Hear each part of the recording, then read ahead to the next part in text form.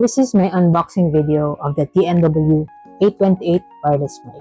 Kung kailangan mo rin ng noise cancelling na wireless mic, tara check natin to.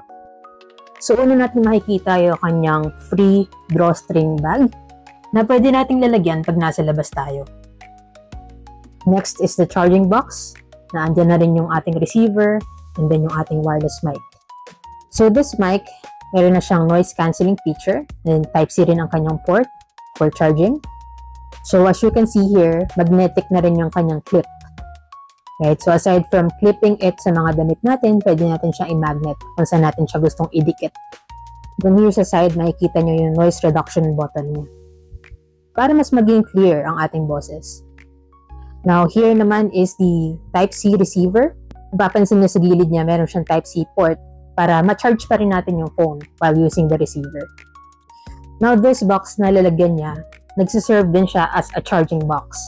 So, pag nalobat ka while outside, pwede mo pang i-charge yung mic mo para magamit mo pa siya ulit. And then, Type-C rin ang kanyang charging port. Sa box naman na to, nakikita natin yung kanyang free na Type-C cable for charging. And then, as well as yung kanyang free lanyard. Right? So, this lanyard, pwede natin ilagay dun sa clip ng mic natin para extra security na rin. And then last but not the least is the user manual. Right? So, ito, basahin mo to kung gusto mong ma-maximize ang usage nitong TNW 828 mic. And by the way, ito nga palang mic na to ang gamit ko sa pag-voice over dito sa video.